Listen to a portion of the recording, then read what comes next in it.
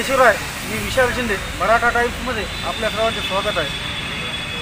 आज 15 ऑगस्ट, एका बाजूला संपूर्ण देशामध्ये 79व्या स्वातंत्र्य दिनाचा आनंद साजरा केला जातो। याच परिस्थितीमध्ये आपल्या वसमत तहसीलसमोर आपले बांधव सोनटक्के जे उपोषणाला बसलेले आहेत, आपण त्यांच्याशी संवाद साधतो। काय विषय, काय मागणी आहे?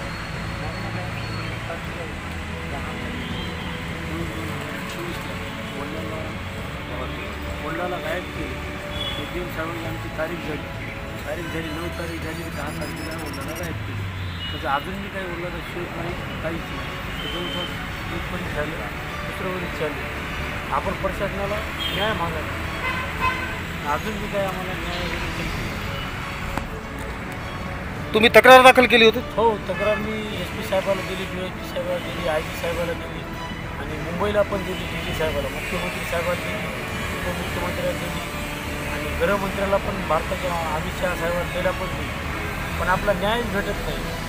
आणि 1 वर्ष झालं, दुसरं वर्ष लागलं, अजून वडिलाचा पत्ता नाही की जिवंत का मारून टाकले, कोणी सोडून, काहीच पत्ता नाही। आज 15 ऑगस्ट आहे, इथे झेंडावंदन सुद्धा साजरा केला आहे। त्यानंतर काही अधिकाऱ्यांनी भेट दिली का तुम्हाला? झेंडावंदन झाल्याच्यानंतर साहेब स्वतः आले, त्यांनी विचारलं कसं झालं, काय झालं। मी साहेब इथे वरी पहा, एवढ्या दिवसापासून वडिलाचा अजून काही पत्ता नाही। त्याच्यासाठी मी इथं बसलो, म्हणलं माझ्यासाठी तुम्हाला काय अडचण आहे का? साहेब एटीएम साहेब म्हणले, मला तर काय मिळलं काय, आम्ही काय झेंड्याला विरोध केला नाही ना, मध्ये गेलं नाही ना, काहीच नाही, फक्त आम्हाला न्याय मागण्यासाठी इथं बसलो। आणि न्याय मागण्यासाठी बसलो म्हणूनच पोलीस प्रशासन आता सध्या कामाला लागलो म्हणून आम्हाला सध्या सांगायला, पण अजून काही न्याय भेटलेला नाही। काही शब्द मिळाला का तुम्हाला? नाही, शब्द वगैरे तर अजून काय नाही, पण सांगतात की आम्ही सध्या कामाला लागतो, 10 टीम बनवतो आणि वडिलाचा ताबडतोब होईल तेवढा शोध आम्ही घेतो। पण एवढे दिवस त्याने काहीच केलेलं नाही। आता मी बसल्यामुळं म्हणाले तुम्हाला, दुसरं काही नाही। आता बघा, मी बसलेलं आहे, सगळे एवढे अर्ज देऊन मी थकलेलं आहे।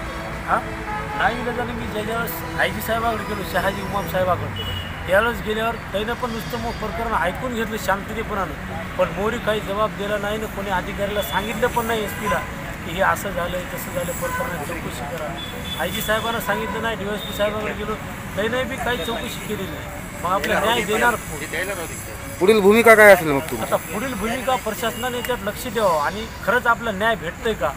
आज झेंड्याच्या दिवसानं आपण बसलो, खरंच न्याय भेटतंय का, न भेटतंय, तर प्रशासनानं आपल्यावर दखल घ्यावं।